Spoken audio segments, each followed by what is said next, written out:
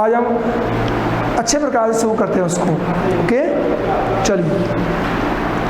तो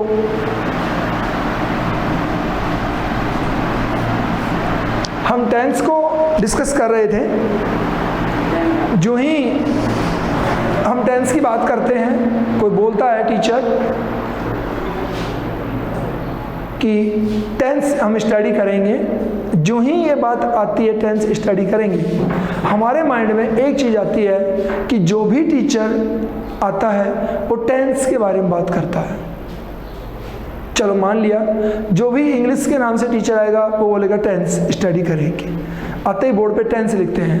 और इससे हल्का सा आपके माइंड में, जहाँ तक मैं मानता हूँ, एक हल्का सा टच होता है, एवरी टीचर सेज टेंसेस, नहीं। बट अब आप ये सोचिए कि एवरी टीचर सेज टेंसेस, तो क्या मुझे टेंस आते हैं? ये सोचिए आप कि आपको टेंस कितना क्लियर है। अगर क्लियर नहीं है तो फिर हमें ये क्वेश्चन नहीं करना चाहिए, क्लियर करना है, हमारा मेन मकसद भी यही है। तो हम स्टार्ट करते हैं। जितना आपको आता है बहुत अच्छी बात है, अदरवाइज आप सीखेंगे इससे। देखिए, टेंस स्टार्ट किया हमने, तो हम सबसे फर्स्ट में स्टार्ट करेंगे, सपोज दैट प्रेजेंट टेंस। और प्रेजेंट का फर्स्ट पार्ट होता है प्रेजेंट इंडेफिनिट टेंस। ठीक है, फर्स्ट जो हमारी क्लास हुई उसमें मैंने बताया आपको कि tense, how many types of tenses. First class में बात है how many types of tenses. तो हमारा आंसर क्या है? There are 3 types of tenses. Clear? वो हम हर कोई जानते हैं। There are 3 types of sentences को हर स्टूडेंट जानता है। Clear? Every tense has 4 parts, ये भी बात हो चुकी है और हर कोई हम जानते हैं। Present indefinite, present continuous, present perfect, present perfect continuous tense, same like past and future, ये हम जानते हैं। फिर हमारी क्लास में हुआ था प्रेजेंट इंडेफिनिट टेंस, हम पढ़ रहे हैं। तो प्रेजेंट इंडेफिनिट के बारे में हम कितना जानते हैं, ये बात थी हमारी। तो क्या आप पिछली कक्षा में थे जिसमें क्या बात थी? How many types of present indefinite. Present indefinite कितने टाइप का होता है, मीन्स प्रेजेंट इंडेफिनिट के कितने टाइप होते हैं, ये कौन कौन था कक्षा में वो मुझे बताएगा। How many types present indefinite? How many types? 2, 3, 4? कितने टाइप हुई थी? आप लोग अगर प्रॉपर सुन पा रहे हो तो आप बता सकते हो 2 टाइप्स, 3 टाइप्स, जो मेरे सामने स्क्रीन पे विजिबल हैं वो बता सकते हैं कितने टाइप होते हैं। ओके, चलते हैं। हमने बात की थी 2 types. Present indefinite has 2 types. Number 1 functional and number 2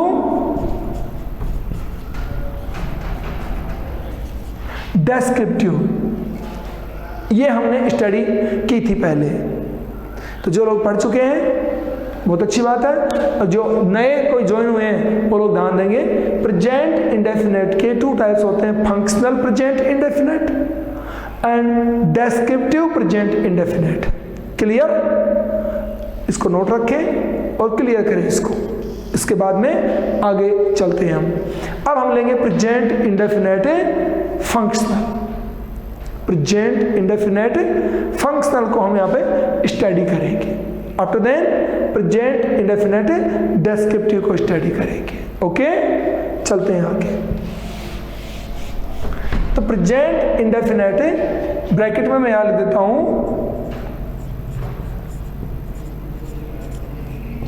functional. Okay, functional जिसको हम सब लोग जानते हैं, लाइक है इसकी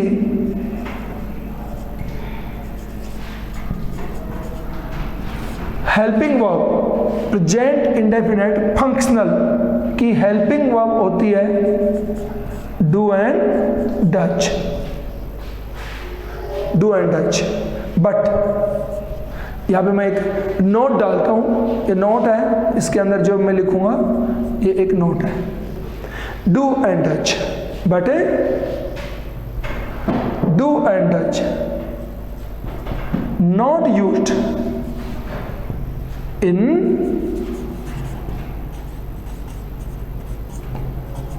affirmative। इसकी हेल्पिंग वर्ब डू डज होती है, but helping verb do does affirmative sentences में यूज नहीं होती है। ध्यान देंगे, अफर्मेटिव में यूज नहीं होती है। Next, main verb.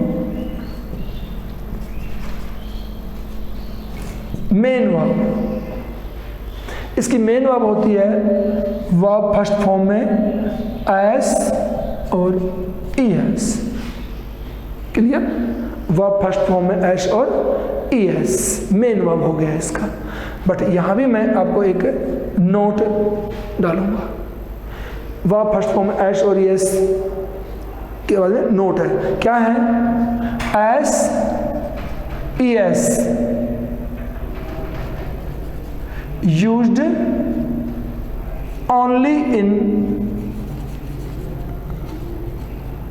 affirmative sentences, only in affirmative sentences with singular number subject, singular number subject। देखो, इन दोनों नोट को अगर हम क्लियर कर लेते हैं तो प्रेजेंट इंडेफिनेट ही नहीं, सभी टेंसेस की जितनी कंट्रोवर्सीज हैं वो आपकी क्लियर होती चली जाएगी। देखिए कैसे, एस और ईएस ऑलवेज यूज नहीं करते हैं कि प्रेजेंट इंडेफिनेट का नाम आ गया और एस और ईएस यूज करनी है ना। देखिए, S ES used only in affirmative sentences, S ES only affirmative में यूज करते हैं, but there should be singular number subject. तो इसमें डबल कंडीशन हो गई है, sentence should be affirmative and subject should be singular number.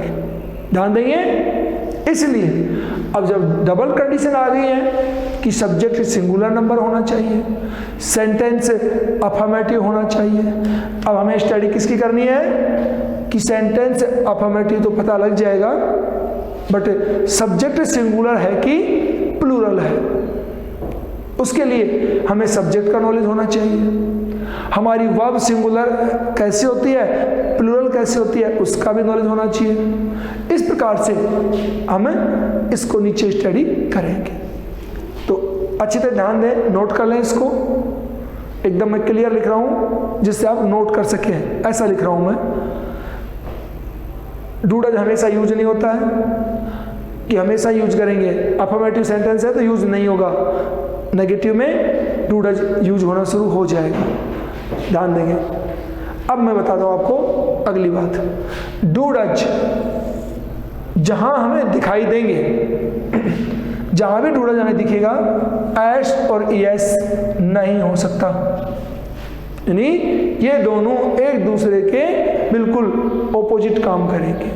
ये जहां अपीयर होगा वहां पे ये नहीं होगा, और ये होगा तो ये नहीं होगा। ओके, बट अगर किसी कंडीशन में आपको ये इसके साथ भी दिख जाए तो ये डू डज उस स्टेट में हमारी हेल्पिंग वर्ब नहीं होगा, मेन वर्ब के रूप में रोल में ये काम में आया है। इसका ध्यान देंगे। एक एग्जाम्पल से क्लियर करता हूं मैं आपको। एग्जाम्पल लिए देखिए, डू डज का एग्जाम्पल लेता हूं मैं। सी गोज टू मार्केट, यहां पे देखिए गो ईएस लगाया हमने, इसको मैं नेगेटिव करता हूं, she does not go to market. ये देखिए, डज नॉट यूज होते ही वर्ब की फर्स्ट फॉर्म आ गई। तो एस और ईएस, गो में से एस और ईएस हट गया क्योंकि हमने हेल्पिंग वर्ब यूज कर ली है नेगेटिव सेंटेंस होते ही। ओके, ये तो हो गई हेल्पिंग वर्ब, एस और ईएस। अब मैं यहां पे एक सेंटेंस ऊपर लिखता हूं, इसको ध्यान देंगे, ठीक है। She does her work self, she does her work self, full stop. इसमें हमें कौन दिख रहा है? डज। तो हमें जो ही डज दिखता है हम ओनली इमेज स्कैन करते हैं, इमेज, हम उसकी पोजीशन कभी भी नहीं देखते। इमेज कभी भी मायने नहीं रखती है, पोजीशन किस जगह पे यूज हुआ है वो, उसको ध्यान दो। देखिए, सी हमारा सब्जेक्ट है, सब्जेक्ट के जस्ट बाद में डज, ये हेल्पिंग वर्ब है, नोट के साथ में यूज होती है, और after then main verb first form. यहाँ पे देखिए सब्जेक्ट, अगर आप इस डज को गलती से हेल्पिंग वर्ब कहो, क्या कहो? हेल्पिंग वर्ब, तो देयर शुड बी नोट, यहाँ पे नोट भी होना चाहिए। और अगर सपोज दैट हम यहाँ पे नोट लगा भी दें, सी डज नोट, तो फिर जस्ट यहाँ पे इस जगह में हमें वर्ब फर्स्ट फॉर्म भी मिलनी चाहिए, तब जाकर के ये डज हमें इस रोल में दिखाई देगा। इसलिए ये जो डज आपके सामने लिखा हुआ है, इसके साथ में नोट भी नहीं है और इसमें वर्ब फर्स्ट फॉर्म भी नहीं है, इसलिए डज क्या हो गया? ये हेल्पिंग वर्ब ना होकर के मेन वर्ब, मेन वर्ब की फर्स्ट फॉर्म ये डज है। तो आप फेस देख करके आप कभी भी आइडिया मत लगाइए, ध्यान देंगे इस बात का। तो मैं पहले बताता हूँ, आपके मैथ्स में एक एग्जाम्पल है, मैथ्स का एक एग्जाम्पल है, मैं आपको एग्जाम्पल देता हूँ, ध्यान देंगे सभी। आपने छोटी कक्षाओं में पढ़ा होगा, there are two values, face value और प्लेस वैल्यू। आपने मैथ्स में पढ़ा होगा, है ना, छोटी क्लासेस में आपको बताया फेस वैल्यू और प्लेस वैल्यू। फेस वैल्यू होती है जैसे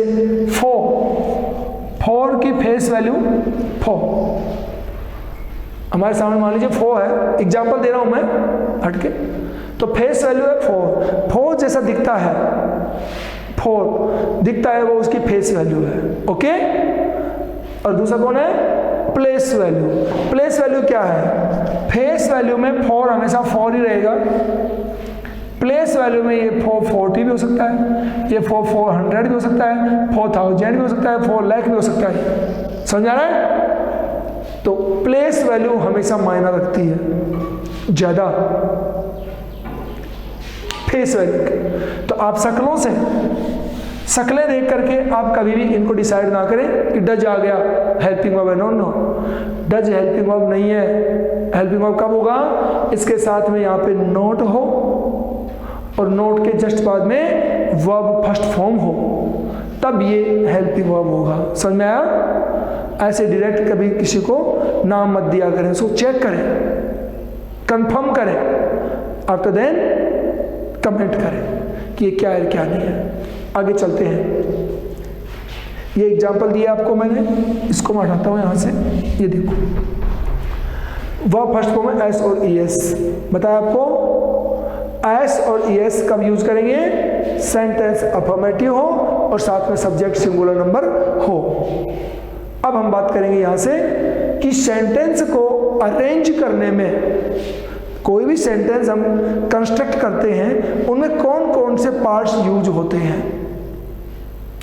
जिसको हम सेंटेंस कहें, वो कौन कौन सी चीज़ों से मिलकर के बनता है। तो हम वो सेंटेंस को असेंबल करते हैं, उन पार्ट्स को हम स्टडी करेंगे ताकि उनके नाम दे सकें। मैं आगे चलता हूँ, इसको मैं इरेज कर रहा हूँ, ध्यान देंगे सभी लोग।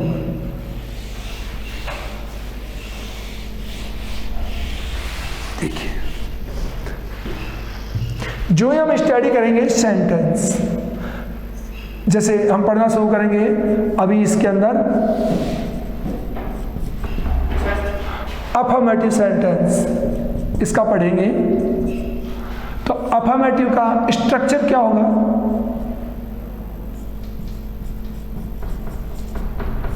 स्ट्रक्चर होगा सबसे पहले सब्जेक्ट होना चाहिए, आफ्टर देन मेन वर्ब होनी चाहिए, after then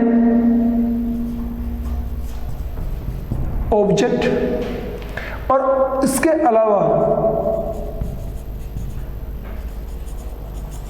compliments and adverbials. ये एक सेंटेंस का स्ट्रक्चर है, subject, main verb, object, complements, adverbials. Okay, इसको मैं एब्रीविएट करता हूं, ये मैंने इसको शॉर्ट कर दिया है। देखें सभी, सेंटेंस को बनाने के लिए हमें चाहिए सब्जेक्ट, मेन वर्ब चाहिए, object, complements, if there should be, अगर हो तो एडवर्बियल्स। ओके, ये फॉर्मूला हम फॉलो करेंगे जो आपके सामने लिखा हुआ है। क्लियर? अब इसमें आप लोग एक क्वेश्चन कर सकते हो कि सर आपने जो लिखा इसके अंदर हेल्पिंग वर्ब मेंशन नहीं हुई है, कह सकते हैं ना हम, हमारे माइंड में क्वेश्चन होगा भी कि इसमें हेल्पिंग वर्ब का कहीं पे नाम क्यों नहीं आया। ओके, उसके लिए बात कर रहे हैं हम। हेल्पिंग वर्ब मेन वर्ब के साथ में एग्रीमेंट होता है उसका। हेल्पिंग वर्ब का एग्रीमेंट मेन वर्ब के साथ होता है कि उसे यूज होना है कि नहीं होना है। अभी हमने बात की थी अफर्मेटिव सेंटेंस में हेल्पिंग वर्ब यूज नहीं होती है, यूज नहीं होती है, तो नहीं हुई। इसको तोड़ेंगे मेन वर्ब को, तो इसमें से हेल्पिंग वर्ब निकलेगी, नोट हम लगाएंगे और वर्ब की फर्स्ट फॉर्म यूज होगी। ये इसका शेड्यूल है। अब चलते हैं आगे। इस पूरे शेड्यूल में सबसे पहले कौन आया? Subject, after then main verb, after then object, complement and adverbials. ये सब्जेक्ट को बनाते हैं। अब हम इन सबको स्टडी करेंगे, कौन होते हैं और हम इसे कैसे फाइंड आउट कर सकते हैं, वो हम स्टडी करेंगे। तो नंबर 1 हम स्ट्रक्चर में लेंगे कौन? सब्जेक्ट।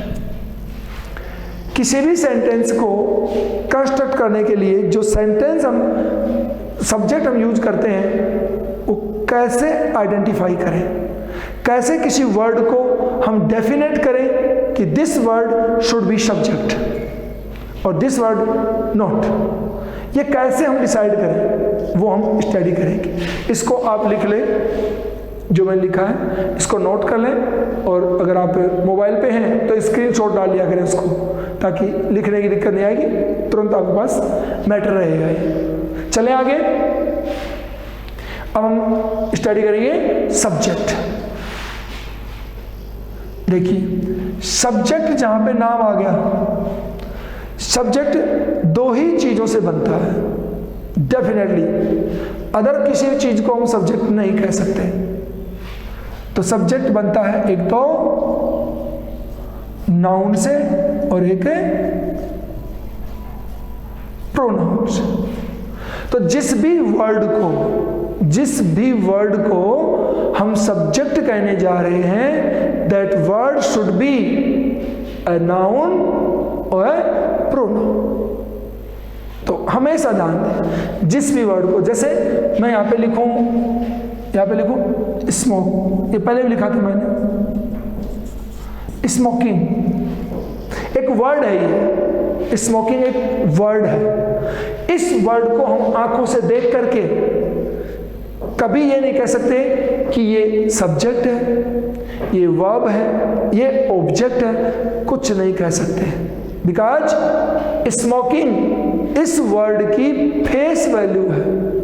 शकल से दिख रहा है स्मोकिंग वर्ड है, बट प्लेस वैल्यू डिसाइड करेगा कि ये सब्जेक्ट होगा, ये मेन वर्ब होगा या ऑब्जेक्ट होगा। ये कौन डिसाइड करेगा? प्लेस, जिस जगह पे हम इसको रखेंगे। समझ में आया क्या? इस प्रकार से आप वर्ड को देख करके डिसाइड नहीं कर सकते, उसके प्लेस से डिसाइड करेंगे। तो सब्जेक्ट प्लेस पे आप जिस भी वर्ड को रख रहे हैं, that word should be noun और प्रोनाउन। तो जिस वर्ड को आप सब्जेक्ट कहने जा रहे हो वो वर्ड नाउन या प्रोनाउन होना चाहिए, या वो नाउन या प्रोनाउन है कि नहीं ये डिसाइड करें पहले, आफ्टर देन उसे सब्जेक्ट का नाम दें। क्लियर?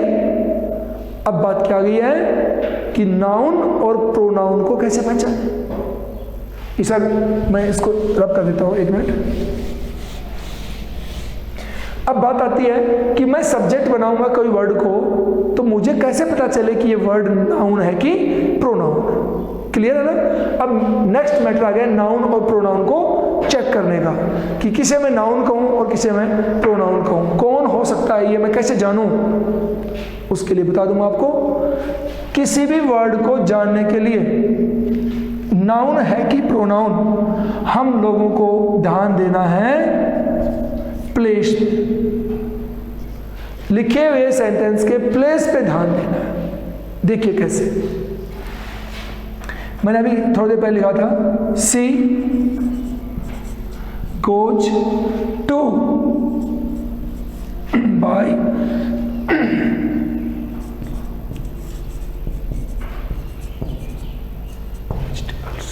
मैंने बोर्ड पे एक सेंटेंस है, she goes to bye vegetables. मैं एक वर्ड और डाल देता हूं यहां बीच में, बाय, यहां एक वर्ड डाल रहा हूं मैं, फ्रेश वेजिटेबल्स।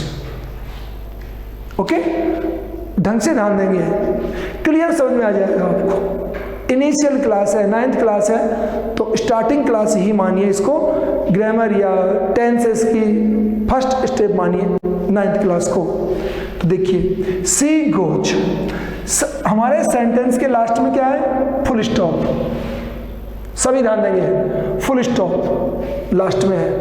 तो जिस सेंटेंस के लास्ट में फुल स्टॉप हो, point, that sentence is definitely an affirmative sentence और अ नेगेटिव सेंटेंस। किसी भी सेंटेंस के लास्ट में फुल स्टॉप हो तो वो डेफिनेटली क्या तो अफर्मेटिव है या फिर नेगेटिव है। तो आपको फुल स्टॉप मिल गया, चेक करिए। अगर ये सेंटेंस नेगेटिव होता तो नेगेटिव में हमें क्या दिखना चाहिए? नोट है क्या इसमें कहीं पे? नोट नहीं है, तो क्या हो गया? Affirmative sentence. Clear now? अब ये सेंटेंस अफर्मेटिव है और टेंस का नाम क्या है हमारे का? प्रेजेंट। पार्ट कौन सा है? इंडेफिनेट। तो प्रेजेंट इंडेफिनेट का अफर्मेटिव सेंटेंस हम पढ़ रहे हैं, तो शेड्यूल क्या होगा? SOCA, यह शेड्यूल होगा। तो पहला वर्ड कौन है? सब्जेक्ट। पहला वर्ड कौन है? सब्जेक्ट। तो सी हो गया सब्जेक्ट। चेक करो सब्जेक्ट है कि नहीं है, और सब्जेक्ट है कि नहीं है चेक करने के लिए मैंने क्या बताया आपको? This word should be noun और प्रोनाउन। ये वर्ड सब्जेक्ट की जगह पे रखा है तो नाउन और प्रोनाउन होना चाहिए। बताइए, सी नाउन है कि प्रोनाउन? सी नाउन है कि प्रोनाउन? प्रोनाउन। प्रोनाउन। मान लीजिए आपका आंसर आ गया प्रोनाउन है, तो सब्जेक्ट हो गया। Clear, we can say subject. Auto then कौन है? Goes, go, ES, verb first form में ही ES, S और ES ज्वाइन होता है, तो गो डेफिनेटली क्या हो गया? मेन वर्ब हो गया। देखो यहां पर subject clear, verb clear, after that object. Next word कौन है? To buy. बाय मीन्स खरीदना, बाय मीन्स खरीदना। तो क्या खरीदना, खरीदना ये ऑब्जेक्ट हो सकता है? ऑब्जेक्ट हो सकता है क्या खरीदना? खरीदना एक वर्ब है, काम है एक। बिकॉज किसी भी वर्ड के लास्ट में, किसी भी वर्ड के लास्ट में हिंदी में अगर ना आ जाए, हिंदी में ना आ जाए किसी भी word, every word, that word is verb. किसी भी वर्ड के लास्ट में ना अगर हिंदी में आ गया तो वो वर्ब है डेफिनेटली। ये तो हिंदी की पहचान है। ना लगा के देख लो किसी भी वर्ड को, every word, imagine any word, कोई भी वर्ड इमेजिन करिए जिसके लास्ट में ना आना चाहिए, वो डेफिनेटली कोई काम होगा, मीन्स वर्ब होगी। इसलिए गो जाना, बाय खरीदना, ये ऑब्जेक्ट नहीं है। और दूसरी बात है, अगर इसे ऑब्जेक्ट कहें भी तो इससे पहले कौन है? टू प्रीपोजिशन है, इसलिए भी ये ऑब्जेक्ट नहीं है, प्रीपोजिशन पहले आ गया इसके। तो हमें चाहिए क्या? ऑब्जेक्ट। आगे चलो, वेजिटेबल्स, ओ सॉरी बीच में एक वर्ड और आ गया, फ्रेश। फ्रेश मीन्स ताजी। फ्रेश वर्ड ऑब्जेक्ट हो सकता है क्या? फ्रेश ऑब्जेक्ट हो सकता है क्या? सोचें भाई, जैसे ये है, दिस डस्टर इज न्यू।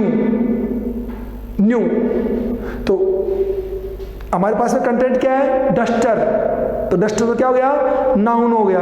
और ये कैसा है? न्यू। तो ये नाउन के बारे में कुछ, new is a word which says something about this noun. तो न्यू है जो हो गया कॉम्प्लीमेंट। न्यू क्या हो गया? सॉरी, फ्रेश क्या हो गया? कॉम्प्लीमेंट। किसका? कौन है फ्रेश? वेजिटेबल्स। अब बात करते हैं इसकी। कैन वी से वेजिटेबल्स नाउन और प्रोनाउन? वेजिटेबल्स को हम नाउन या प्रोनाउन में से नाम दे सकते हैं कि नहीं? वेजिटेबल्स क्या है? नाउन। तो ये ऑब्जेक्ट हो सकता है, ऑब्जेक्ट हो सकता है ये।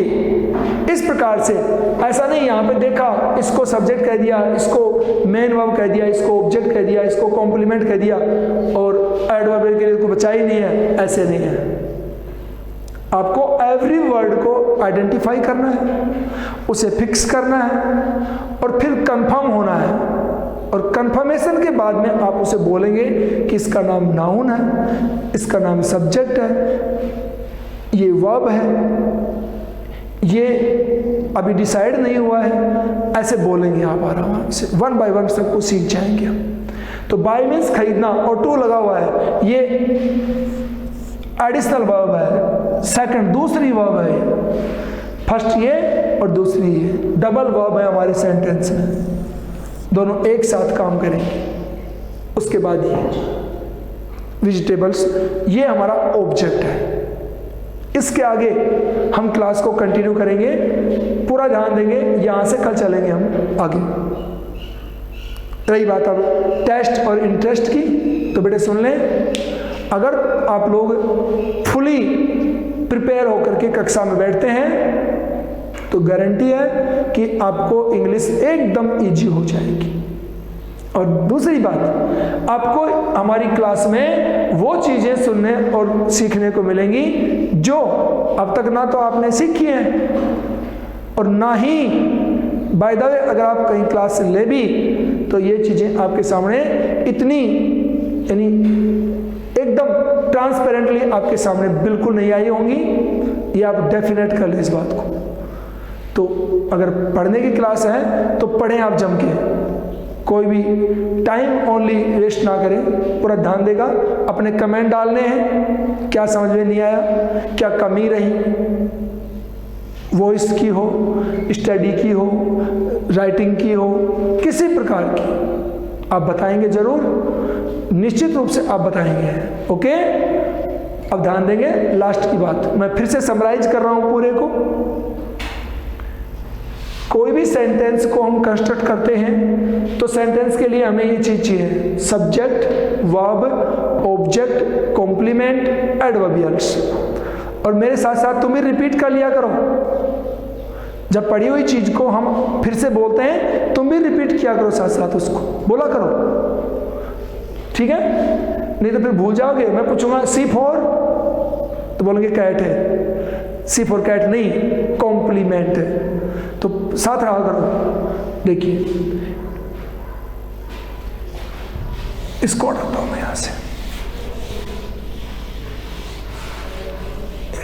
तो सब्जेक्ट की बात कर रहे थे हम, नाउन और प्रोनाउन, जगह के हिसाब से हम इसको यूज करेंगे। तो कल के टॉपिक में हमारे क्या होगा कि नाउन और प्रोनाउन को हम जाने कैसे कि ये नाउन है कि प्रोनाउन। ये हम यहाँ पे आपके सामने प्रोनाउन को लिखेंगे हम यहाँ पे। तो कल आते ही हम आपको पढ़ा देंगे प्रोनाउंस।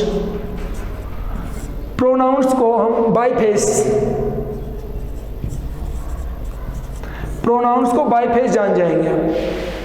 फेस देखा, जान जाएंगे। और स्टडी करनी पड़ेगी किसकी? नाउन की। तो नाउन की स्टडी हम वैसे नहीं करेंगे कि नाउन के कितने टाइप होते हैं, प्रॉपर नाउन, कॉमन नाउन, है ना, ऐसे नहीं करेंगे हम अकॉर्डिंग टू प्लेस, जगह के अनुसार उसको नाम देंगे कि ये यहाँ पे है ये चीज, it should B a noun, it should B कहेंगे। लेकिन आप ध्यान रखें, अगर कंटिन्यू क्लासें आप करते हैं तो it should B a noun नहीं कहेंगे आप, इट्स ए नाउन डेफिनेटली आप ये कहेंगे। अगर क्लियरली आप इसको स्टडी करेंगे तो आप ये नहीं कहेंगे it should be, no, should be हटा देंगे। हम सब बोलेंगे it's a noun and we can say it's a subject और ऑब्जेक्ट। ध्यान रखेंगे, किसी भी नाउन या प्रोनाउन को हम इसमें ओनली दो ही जगह रख सकते हैं, सब्जेक्ट और ऑब्जेक्ट। नाउन हमेशा सब्जेक्ट और ऑब्जेक्ट ही बनेगी, और कोई चीज सब्जेक्ट ऑब्जेक्ट नहीं बन सकती, और नाउन होनी चाहिए डेफिनेटली, अदरवाइज क्या होगी वो प्रोनाउन। प्रोनाउन को हम पहचान जाएंगे किससे? बाय फेस, देखते ही पहचान जाएंगे। आज की क्लास का टाइम हो गया है, तो जितना पढ़ा है उसको फिर से ध्यान देंगे। समझ में नहीं आया हो कमेंट डाल देना। नेक्स्ट क्लास स्टार्ट होने से पहले आपकी जो भी प्रॉब्लम होगी उसको पहले मैं आपको यहाँ सोल्व करूँगा। After then next class start होगी हमारी। अब आपको कितना स्टडी करना है, कैसे स्टडी करना है, आप डिसाइड करेंगे। और मैं मेरी तरफ से यही कहूँगा कि आप हमेशा क्लास में कंटिन्यू बने रहिए, एक भी क्लास मिस नहीं होनी चाहिए। और अपने जो भी साथी लोग हैं उन सबसे भी कहिए। क्यों? क्योंकि ये प्राइमरी लेवल से इंग्लिश की जो फर्स्ट स्टेप होती है वहाँ से हमारी क्लास स्टार्ट हो रही है। ओके।